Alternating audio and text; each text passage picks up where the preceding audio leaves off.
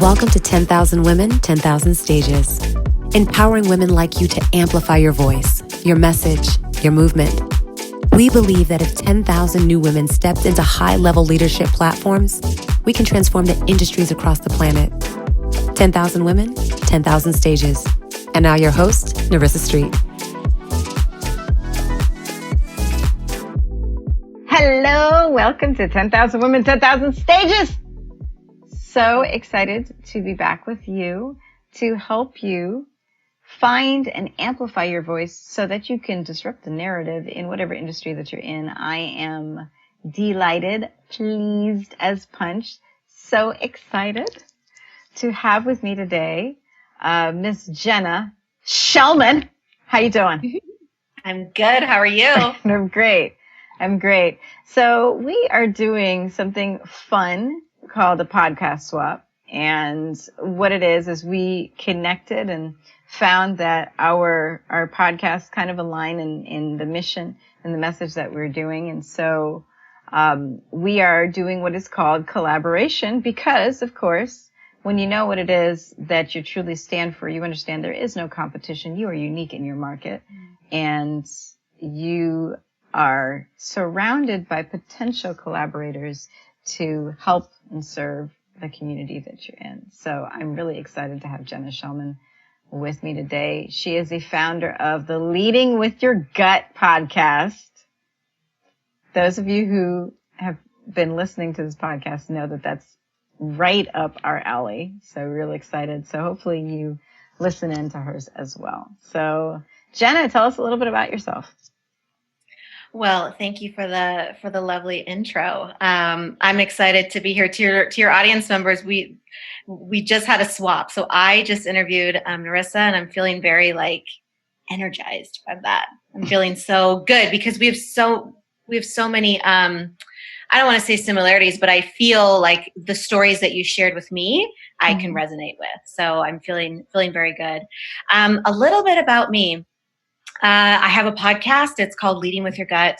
It features brave individuals from around the world who share stories of embracing fear and finding their courage and ultimately finding their inner voice to make intuitive gut decisions. So I am a podcast host. I'm also a certified teacher. I'm a trainer and I'm a professional coach. And I'm a brand new business owner. My business is called Leading with Your Gut Coaching and Consulting. So basically what I do is I really work with, I like to call this group of people go-getters, these people who are very ambitious and who want to do good in the world for themselves and for their community. So I call them go-getters. So I work with go-getters on really finding their own inner voice and their confidence, helping them pivot from burnout, whatever that means to them. Right. And to really live a intentful or purpose-driven life, whatever that means to them as well. So what does that mean? What do I do? I teach courses on shit that matters is what I like to call it, to help people kind of find their inner voice that way and really do good in the world. And then I also do one-on-one coaching and I like to call it teaching because I am a teacher with people who just need more one-on-one support. And then I will pretty soon, which is super exciting, be doing corporate trainings as well on shit that matters, topics around awareness and topics around privilege and bias. So that's a little bit about me. Awesome. So audience, you know that, yeah, she's definitely one of our tribe. So awesome. And happy to have you here with us. So what I would like to get into, because I did a little bit of research, of course, on you and your background. And the other alignment with our tribe is that you're a teacher. So you were a past teacher. Yep. And now you're moved into this work. So walk us from how we moved from being a 5th grade teacher to where we are now. So the thing that's so funny is that I think that many of us think that when you start a career, that's it. you're not transitioning, you're not moving. At least maybe this was pre-millennial, maybe, right? You have one career and you don't really transition. You go to college for the one thing and that's what you decide to do. Right. So when I was in college, I majored in psychology, minored in sociology. So I love just studying people, and I love the idea of working with people. I was fascinated by that. And, when I was 21 and I graduated from college, I had no idea what I wanted to do, as a lot of 21-year-olds don't, right? All I wanted to do was travel the world, which is actually what I did. I spent almost. So how'd you do that? So no, don't just leap into all I did was travel the world at 20 and you just like, oh, that's all I did. So how did we do that? Well, when I was in college, I worked most of the time there because I had to pay for rent. I had to pay for a lot of different things. I had to pay for loans, right? My parents helped me out a little bit for their side of the loans, but I had to pay for all my own food, my bills, gas, car, everything. Okay. So I worked as a server at Buca de Beppo, if you guys remember. Yeah. In restaurant. So I saved like all my money. And that's actually where I became really good at saving money. So I saved quite a bit. And then after I graduated from college, me and a couple of girlfriends said, let's go to Europe for like the summer. I think we were there for 5 or 6 weeks. And so we just took off to Europe and we just backpacked. And that was the first time I truly traveled internationally, right? And it was so freeing to me to have this experience with 2 of my friends. And I felt a lot of independence in that moment. And I didn't really worry too much about what was next. That was the first time I felt like I was just present. And, we were 21, so we were staying in hostels and, we had backpacks. And I think, there are some days where we would say, we're just going to get a baguette and a liter of wine, honestly, and that's going to be our dinner. And that trip and that experience was so rewarding and so fun to me because it was the first time I felt like I felt independent, right, from anything. And then that was kind of like when I started this love of travel and this love of exploration and this love of curiosity and culture. So I did that. And then when I came back from Europe, I started working at a private school. And the thing that was kind of going through my head was, okay, I majored in psychology. I love working with people. And I actually really like kids. Like I love working with kids and I like people. I just went to Europe. I just experienced this amazing, all these amazing people and cultures and whatnot. So the thing that I thought in my head was maybe I can get some type of job where I'm working in a school just to kind of try it out. Sure. So I started working with a family that had a kid who had autism. And this was back in 2008. So this was when autism was like kind of on the awareness of autism was on the rise. Right. Okay. So I was fascinated by autism. And just fascinated by kids who are special needs or have special needs and have disabilities and learning impairments. So I took the job and I basically became his one-on-one aide. And so for that whole year, I worked with him, particularly in this general education classroom in a private school. And so that was really my first exposure of teaching. And I realized that, yes, I loved being a one-on-one aide and I loved working with special needs kids. Absolutely loved it. I loved it. And so that was one thing that I became aware of. And the other thing that I became aware of too was that I love the idea of creating content.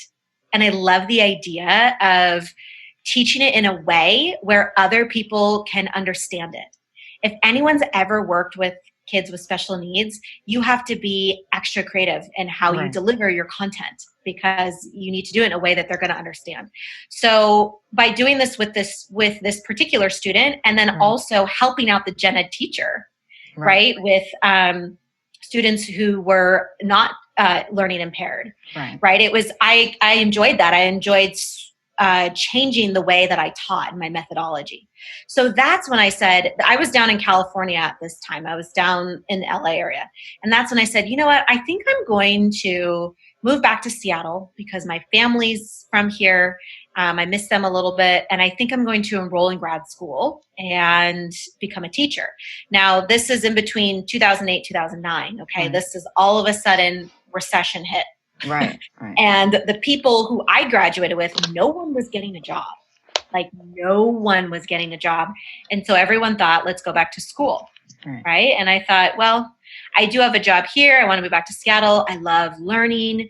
I do want to get a master's degree. So this is perfect. Right. So that's basically what I did. When I moved back to Seattle at the end or the beginning of 2009 summer. So it was in June. I said to myself, okay, this next summer, I'm going to go to South America because the same thing, I had saved up all of my money, right, to go travel again. So a few things I hope my audience is hearing. So a couple things. Number one, her heart is leading her to do all this travel. And so there's a certain space with which you are inhabiting. I hope you're hearing this, Jenna, that is just saying to you, hey, let's just get up and go.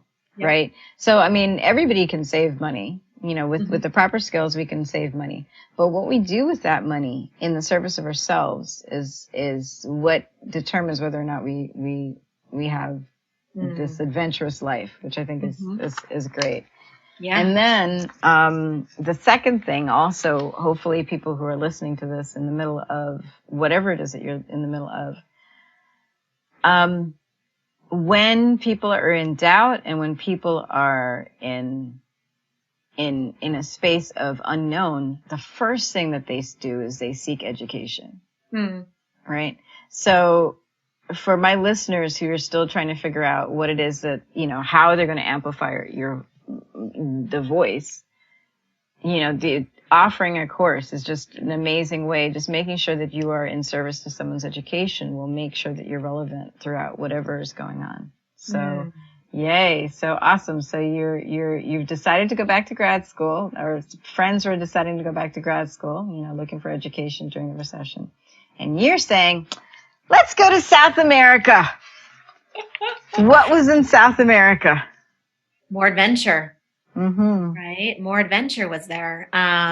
So why did you think you could? I want you to try to dig into this. Why did you think in the midst of the recession that you had the capacity to go on an adventure? What was going on for you? I think for me, it was that I had discovered this excitement inside of me from the year before of backpacking through Europe. Right? None of my other friends, beside the two girlfriends that I was with, had really ever done anything like that before. My family had never done anything like that before. People thought we were crazy doing this. Okay. And so then fast forward, a year later, when I decided to go to South America with two other friends, it was kind of the same thing, right? I had people in my life that said, South America's dangerous and, what's down there. And, they were so hung up on the worrisomeness about it, and for me, I knew that my heart was leading me there. And I knew that regardless of what would happen on this adventure, there would be some scary times probably, because that's just what happens when you travel and when you travel extensively and in a new environment. There are some times that you feel a little nervous, but I knew that would be outweighed by the experience that I would gain from that. And as an educator, someone who loves to read, who loves to learn, who loves to go to school, one of the best forms of learning for me is just being in that moment and being in an experience. So for me personally, and I've heard this from a lot of other people who travel a lot too, is that traveling is actually one of the best ways to learn. So for me, I looked at it as, there's a recession going on. I am moving back to Seattle. My grandfather had actually just passed away too, which I was deeply devastated by. I knew that I was starting grad school, in 4 months from this time, right? I knew that there was a lot going on. And I said, well, if not now, when? Right? If not now, when? I have this opportunity to go. I've saved enough money to go. I want to go have this experience so I can come back and be even more aligned with myself. Right. Well, and I think the thought of hearing the heart and then following the heart, people don't understand those are two steps, right? So you heard what the heart said. You say, this is what's going on. But then sometimes there's a noise that comes in, and the noise says, no, this is not the right time. It's a recession, things like that. Mm-hmm. But the fact that you remembered what the experience was before, and that wasn't a memory that you discounted, is just beautiful. So yeah, that's awesome. So travel continued to be something that served you and moved you into, and so moving from the travel, I know you went into, I think what I saw was Robert Half. Mm-hmm. So coming back, did you end up going to grad school? So there's the question. Did you end up going to grad school? I did. So I spent a good majority of the summer 2009 in South America, came back. I was enrolled in grad school. Mm-hmm. So I knew that I had a couple months before I started grad school. And this was full time for my master's in education. Right. And then I got a job as a paraeducator for a public school district out here in local Seattle area. So I was working as a special education paraeducator first, full time. And then I started going to grad school full time. So I was doing two things full time, right? It was kind of a lot. And then once I finished my program, the school wanted to hire me on as a fifth grade teacher. So I accepted. And that's when I actually started teaching on my own as a teacher in the classroom. So I taught all of my education years. I think it was about 7 or 8 years total, but in the classroom, it was about 5 years. So I taught fifth grade for about 5 years. I loved the idea of teaching, loved creating content, but this was the first time that I actually became in tune with my intuition. And it was because even though I was doing such a noble thing as a teacher, right, as people would like to describe it. Absolutely. And I think I was good at the job, and the kids liked me, and the parents liked me, and I was respected.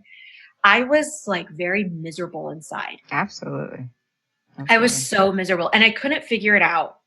I didn't understand why I was so upset. And then Oprah Winfrey came to town, and she had a Your Life weekend. I think that's what it's called. This was back in like 2013 or 2014.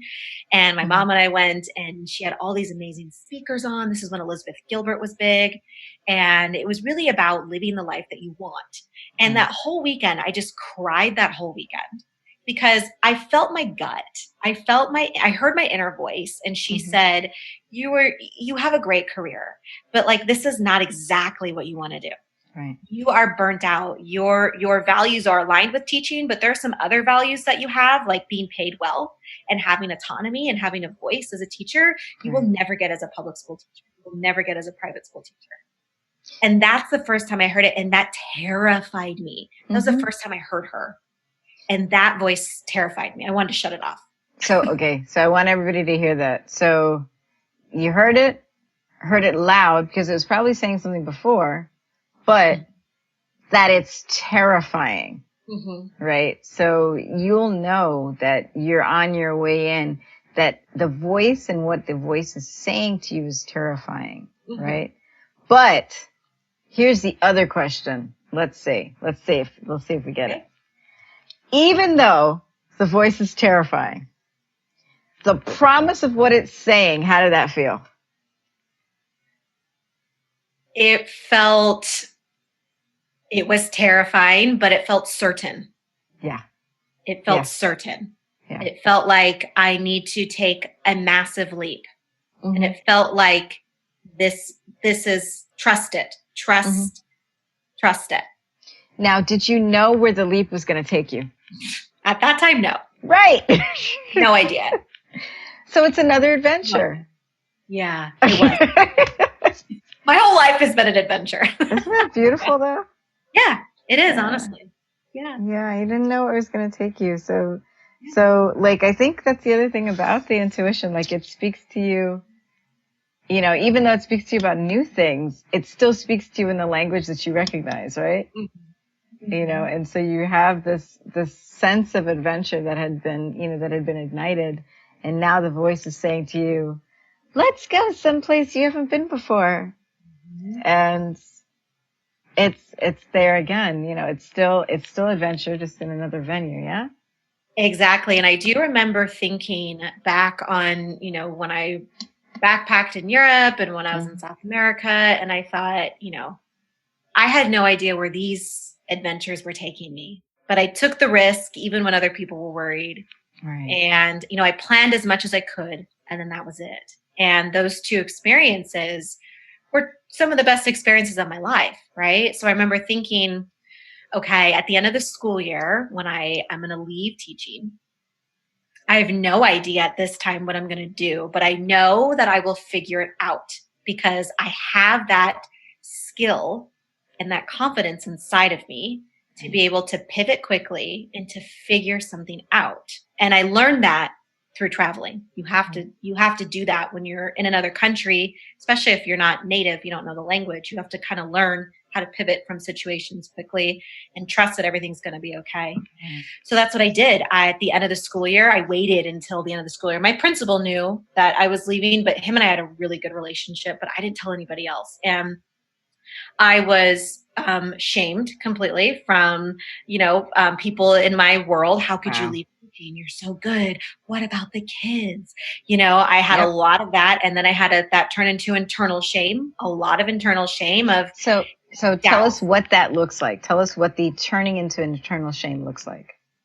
Well, when you have people around you that are telling you, that you've made a mistake and that, as a woman, I have to think about when I get married and have kids and how being a teacher would be, a great schedule for me as a future mom, right? They're telling me these things. They're telling me that I'm letting down kids. When you start hearing that, you start believing it, right? When you start hearing it, you start believing it.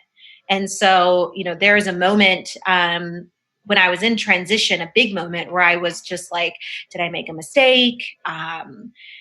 Maybe it does make sense to go back to being a teacher. Maybe this was wrong. And so that external doubt turned into an internal conversation. Yeah. Oh, and that turns into anxiety and depression. And it was not a fun transition. But here's the thing is over a short period of time, actually, I was offered a position in staffing and in business. And the funny thing was that I was so interested in learning business because I never did in school, right? I learned psychology and education. I love that. But I never learned anything really about sales or business or I never learned anything about that. And so I was just thinking about how I would love to be in that space. And then a job came my way. And if I was still teaching, I would have had to quit my job like halfway through the school year, which as a teacher, I wouldn't want to do that. I would want to quit at the end of the year, right? I wouldn't want to leave this continuing. So if I wouldn't have left that teaching job, I wouldn't have been able to get this job, in sales and business and to learn that side and to just learn that industry. So it really like worked out. Yeah. And it does, right? When you're following your gut, it does work out. I think the thing though is that for most people, especially women who are interested in, or who have attained a certain amount of professional success, we are used to having a certain level of control. And the next level of our work is going to be a level of the work where the control is not always in our hands. We have to do a lot of trusting. So talk a little bit about how now trusting that things will work out, as you talked about before, is continuing to lead you forward. Yeah. So here's the thing that I had to realize, and I realized this after I made a very successful career at the company that I was at, right? I was a 2-time President's Club recipient.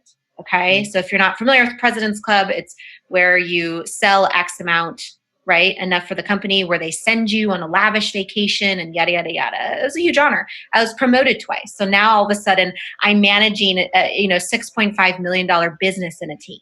Okay. So my time at this organization, I came up from being just a teacher, which what a lot of people told me when I first started in this organization. There's some catty people there, and it turned into a lot of prosperity, okay, and a lot of opportunity. And then last year I decided, my gut was telling me again, there's something else out there. There's something more purposeful out there where you can combine your skills in teaching and in leadership and sales and really combine it and make it purposeful. Just trust me. It was very much this just trust me. And so at that moment I was like, well, shit, here she is again telling me I need to, and here's what I thought. I thought, okay, at this time in my life, I just turned 33. So this was about a year ago. I just turned 33. And I thought, let me look at my track record. Right. Okay? I'm going to look at my track record. Okay. When I was 18, I moved to California and I graduated in 4 years and I worked full time. I did that. Okay, great. I trusted it and it worked out. And then I saved some money and I spent time in Europe and I did that all on my own. That worked out. Then I did it in South America. That worked out. Then I moved back to Seattle, graduated with my master's degree, got a job right away. That worked out. Then I transitioned from education to business and became someone who made that company a lot of money. Right. That worked out too. Right. So what I started recognizing was that I had a pattern of success and that I had a pattern of things working out if I just trusted it. Right. If I just trust it, if I just trust my inner voice, if I just trust that things are going to work out, they will work out. So that's what I thought when I said, I think I'm going to quit my job. I'm going to quit my job and I'm going to take some time off and just figure this whole thing out and just kind of realign even more to myself. Was it will work out because it's always worked out. Right. Yeah. And that was kind of like the reassurance that I had of, things will be okay. Things will be okay. Probably better than okay. Yeah.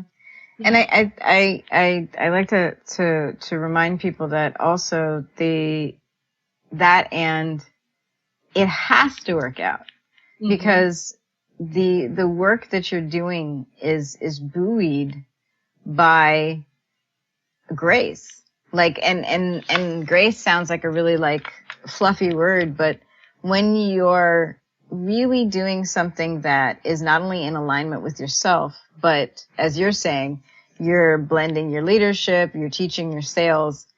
You're not just blending those things for yourself. You're doing that because you have a desire to help other people. Mm-hmm. So that intention, even if you're taking the complete step in the opposite direction or in the wrong direction, that intention is going to make the wrong direction right. So I think one of the things that I like to remind people is to tell the right stories about what they're doing. And so if you're telling, as you're saying, well, let me look at my track record. Some people could just say, well, gosh, your career started this way and now it's going in this direction and now it's over here and now it's over there. But why would you tell that story? Because it's not going to help you. It's not going to give you the energy. Looking back at your track record is an amazing skill, that I think we have to do, and look back at our track record in the right way. Right. Telling the story well. So with all of that, so of course now you're running your own business. Have you experienced, and this is particularly interesting for my audience, in amplifying our voices, that means that our audience is going to start to see more of us and more of our lives, right? And that's the way to be authentic on stage. Have you ever experienced a public failure? And how did you handle that? The answer is yes. Mm-hmm. I have. Public failure meaning where there is an audience or just one-on-one? Well, either it's a failure that you have experienced and someone else has witnessed. So if you want to have 1, 100, 1,000, but so it's not something you can keep to yourself. Yeah. So yes, I have, and I've had many. Right. One of the first times I ever learned about or ever recognized that I was failing in public, honestly, was when I was a teacher, because I was in front of 29 kids, 30 kids, something like that, packed in my little portable.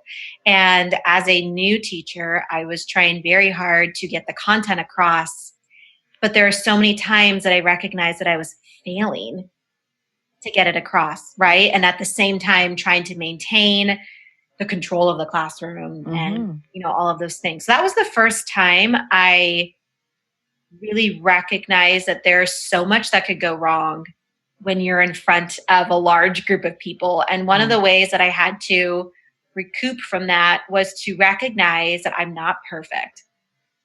And that when I do any type of public speaking, I probably will mess up. And I probably may say something that others won't understand. But if I can go into it with the right intent and the right authenticity, then the message will get across. Right. And so I remember when I would have curriculum night. Okay. Curriculum night is like the night in usually September, October, where the parents are allowed to come and you give this presentation on everything you're going to do to help their kid be at standard or above standard. And those are the most terrifying nights for me because how old was I? Like 24 or something like that, talking to these parents that were like twice my age, about their child. And I felt like every year I had to do a curriculum night presentation, I felt like I failed every single time. And I had parents say, that was great. Thanks so much. And who knows if I ever really did, but internally I had so much self-doubt and I was so worried about being perfect. And I was so worried about what they would say that it just felt like a failure to me. Yeah. So, but you still persevered, right? So I still did it. Yeah. And I mean, and what I like is what you had said about the parents were like, you did a great job. Yeah. Because half of the time we're clear we're failing. Like the plane is on its way to descent and all engines are out and no one else sees it. So it's a lot of times it's the internal conversation that really feels more like a failure. So, feeling the authenticity is great. So I love Brené Brown. And one of the things that she talks about is an FFT, which it means fucking first time. Yes. I love that. Yeah. I love that whole concept. The whole concept is whatever you do for the first time, right? It's your first time. So you're probably going to mess up, and that's kind of the beauty in failure and trying new things is that you're probably going to mess up. So embrace it. So honestly, everything new that I've tried, I have messed up. Yep. Like I have messed up and you've survived. You've survived. I've survived. I'm still here, right? Yeah. There's a because I work with writers, there's a couple of really amazing writing coaches, who are just well renowned. Anne Lamott and Natalie Goldberg. And it's either an Anne Lamott's book or Natalie Goldberg's book, but it's called Bird by Bird. And the chapter is called Shitty First Drafts. And so it is for the writers who are like, I don't know what to do. They're like, no, just this one you have to get through. It's like, just take that one, write it all the way out, get it done. And then now the second draft is the real thing that you're actually doing. Yeah. So I think everybody needs to just, relax and allow themselves to just get out there and Go ahead. That's what I feel like a part of the problem is when I connect with clients or potential clients, a lot of it is like they can't just like execute. Like they can't just like do the thing that they want to do because they're so caught up in like the what ifs, right? Like what if it sucks? What if people hate it? It's not perfect enough. I'm not an expert enough. And believe me, you guys, like I've had these thoughts in my head and I have to battle to not have them in my head, especially as a new business owner. But, this is just one of the things that I notice a lot is that people don't do the things that they really want to do because of fear, right? They will come up with 10,000 things that will go wrong or why they're not good enough, and they won't see what could happen if they just like took a leap of faith and recognize that nothing is perfect. recognize that you probably will mess up. You probably will. Sometimes people won't even notice it, but it's all really about just doing it. You just kind of have to do it and trust that everything will be okay. Yeah. And I think the thing also is the trust. The trust really is about trusting yourself to survive whatever it is that you've put out in front of you. Mm-hmm. So the thing about being public speakers, or the thing about being somebody who has an audience and has to do the work with the help of a very present audience, is you are going to fail, mess up, do whatever it is. And there's going to be people in front of you who are going to hold the memory. And so there's the thought of like, well, every time they see me, they're going to see me as the person who tripped on stage. Mm-hmm. Or every time they see me, they're going to see me as the person who had the interview and the microphone went off or whatever. And it's that sense of, I can't survive that. Yeah.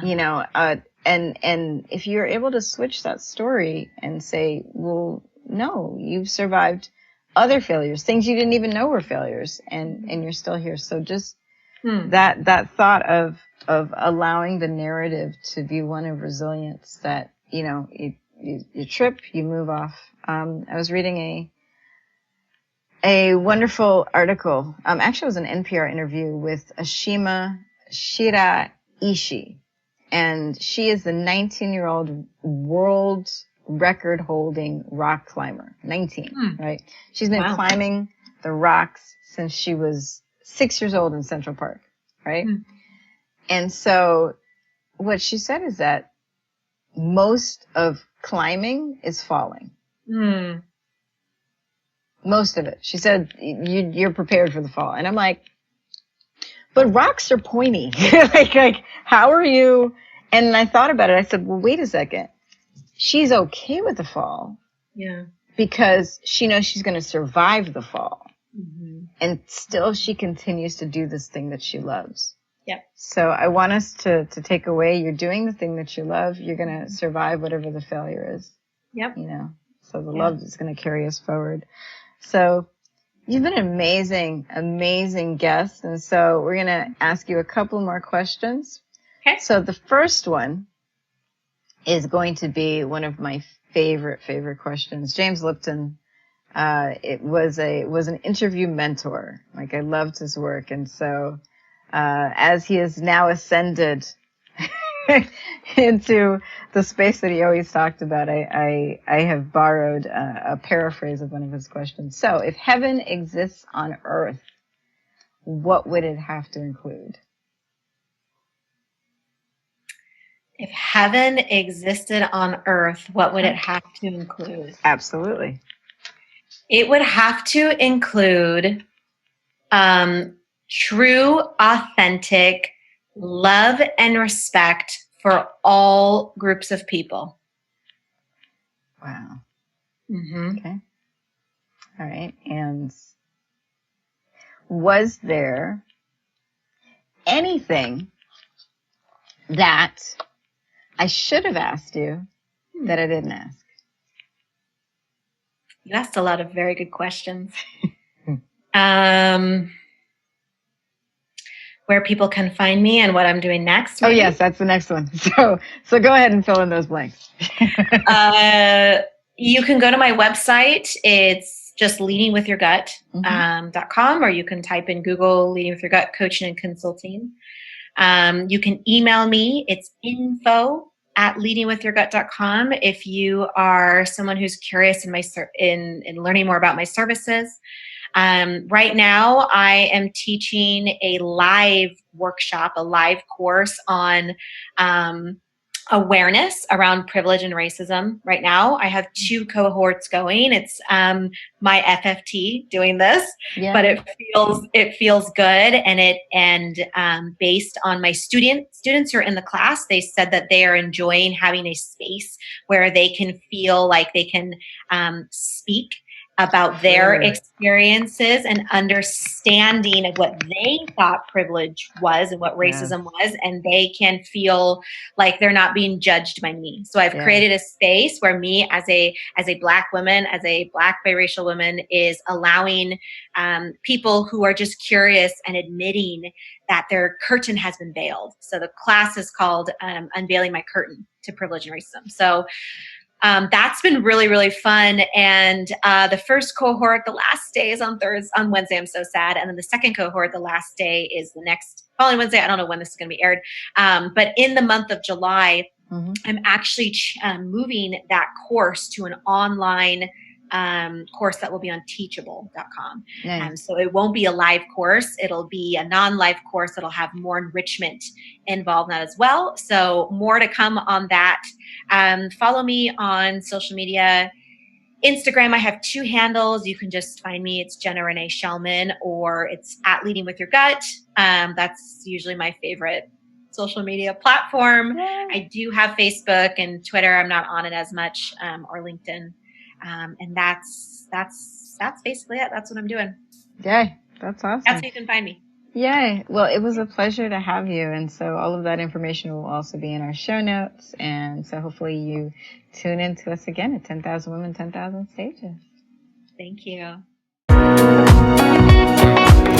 Thank you for tuning in to 10,000 Women, 10,000 Stages. Share this episode with someone who needs it. Find us at 10,000women10,000stages.com.